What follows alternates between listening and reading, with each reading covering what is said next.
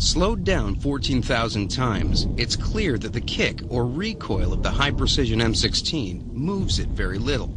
Not the AK-47. It's throwing itself around. Look at the end of the barrel. It's clearly flexing up and down.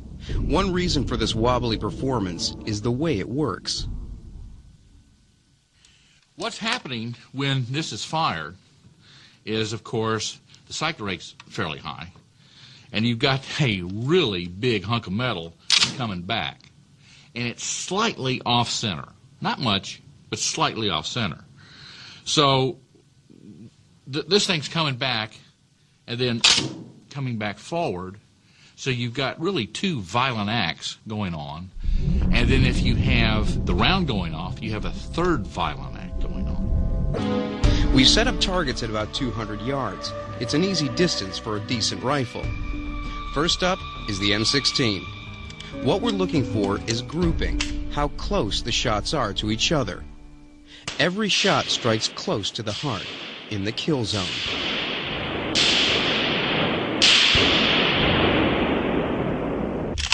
Now, the AK-47. Only one of the 5 shots even tags the lower left edge of the paper. Not one strikes the kill zone. And it's clear from the design of the sights that the American weapon was designed to be more accurate from the very start.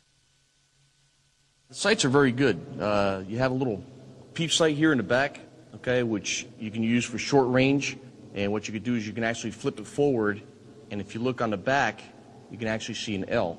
That's for long distance. In the front, you have just a post with what we call bunny ears, which flare out. And what you do is you center your post in the center of your rear sight, and you put it right on target, and you fire, and you should hit target. The AK sight is very crude. It's not as good as the peep sights that the Americans have been using since World War II. You take your front post and you line it up with the little notch right here, and the top of the front post and the top of this bar will be level. And you set your target right on top of those 3 points. This way. The Soviet solution was brutally simple. Take the heavy old rifle bullet and make it shorter, and therefore lighter. The M16 uses a smaller, slimmer bullet.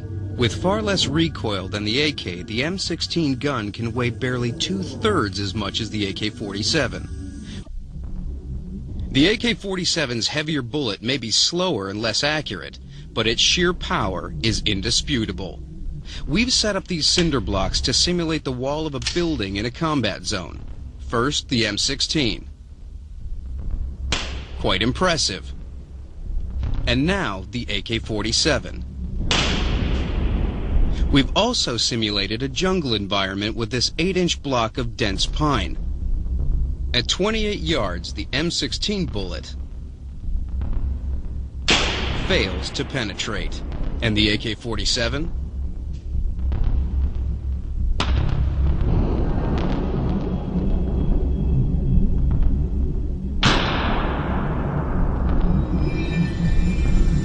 Be better as rifles or as machine guns. There'll always be a design trade-off. The M16 is closer to a rifle, the AK-47 a machine gun, and you can see it clearly in the fire selector switch. The AK-47, when you start in the upper position, you're in the safe position. It also works as a dust cover. You drop down 1 notch, you're on fully automatic. Next notch is semi-automatic. This is primarily a machine gun. It's to be used on fully automatic. Where with an M16, your selector lever goes to the safe position, to the semi position, to the automatic position.